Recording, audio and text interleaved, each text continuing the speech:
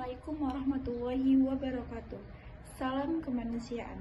Perkenalkan, nama saya Nadila Siswati, NIM 0306233189, Program Studi Pendidikan Guru Madrasah Ibtidaiyah, Fakultas Ilmu Tarbiyah dan Keguruan, Universitas Islam Negeri Sumatera Utara. Nah, pada kesempatan ini saya akan mengajak teman semua untuk mendiskusikan materi kepalang merahan tentang kepemimpinan. Menjadi pemimpin di Palang Merah Indonesia berarti memimpin dengan tanggung jawab tinggi, mengorganisasi bantuan kemanusiaan, dan mengelola relawan secara efektif. Nah, pemimpin PMI harus berpegang teguh pada prinsip kemanusiaan, kenetralan, dan kesukarelaan, serta mampu mengambil keputusan cepat dalam situasi darurat. Nah, kepemimpinan yang baik memastikan bantuan PMI sampai kepada mereka yang membutuhkan dengan tepat waktu dan cara yang tepat. Selanjutnya yaitu menyampaikan pesan. Nah, sebuah proses diskusi, berbicara, bahkan pada saat saling memandang sebenarnya sedang mencoba menyampaikan sesuatu kepada orang lain.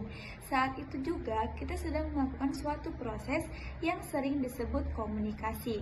Ada dua cara komunikasi, yaitu verbal dan non-verbal. Untuk verbal menggunakan bahasa lisan atau tulisan, sedangkan non-verbal melalui gerak bahasa tubuh, bahasa isyarat, sikap, dan ekspresi wajah.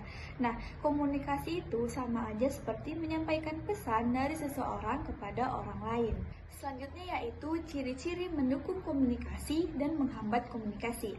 Nah, yang pertama ada kenali diri sendiri, yang kedua ada kenali orang lain, yang ketiga mau mendengarkan, yang keempat memberi pernyataan yang jelas, dan yang kelima memberi umpan balik. Nah, sedangkan untuk menghambat komunikasi seperti egois, pemarah, lingkungan yang buruk, membeda-bedakan situasi sosial, dan permusuhan. Berat sama dipukul, ringan sama dijinjing. Nah, ungkapan berat sama dipukul, ringan sama dijinjing sangat relevan dengan semangat gotong royong di Palang Merah Indonesia.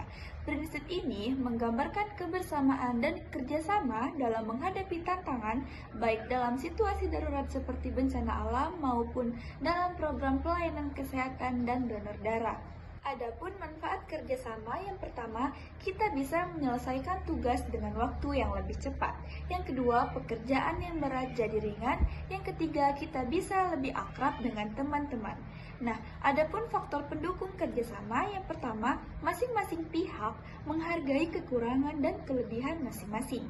Yang kedua, sama-sama paham tujuan kerjasama. Yang ketiga, terbuka. Yang keempat, ada yang mau jadi koordinator.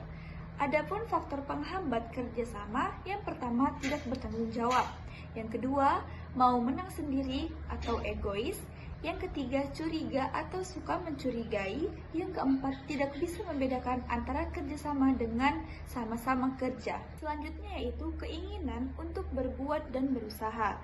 Keinginan untuk berbuat dan berusaha di Palang Merah Indonesia didorong oleh komitmen kuat terhadap kemanusiaan. Nah, para anggota dan sukarelawan berupaya keras memberikan bantuan dalam berbagai situasi seperti bencana alam dan krisis kesehatan.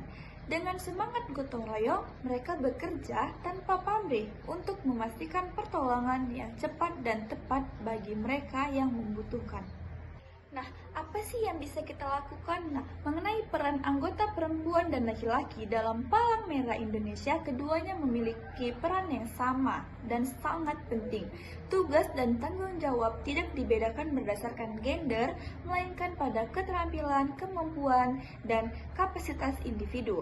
Semua anggota, baik laki-laki maupun perempuan, bekerja bersama-sama setara dalam menjalankan misi kemanusiaan Palang Merah Indonesia.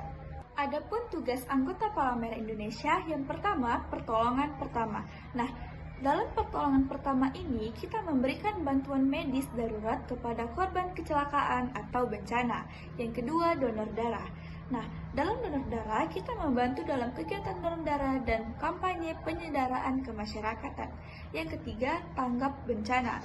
terlibat dalam operasi tanggap darurat saat terjadi bencana alam. Yang keempat, edukasi kesehatan. Nah, memberikan penyuluhan tentang kesehatan dan kebersihan kepada masyarakat. Yang kelima, bantuan sosial, membantu distribusi bantuan kepada korban bencana atau masyarakat yang membutuhkan. Sekian presentasi dari saya. Assalamualaikum warahmatullahi wabarakatuh.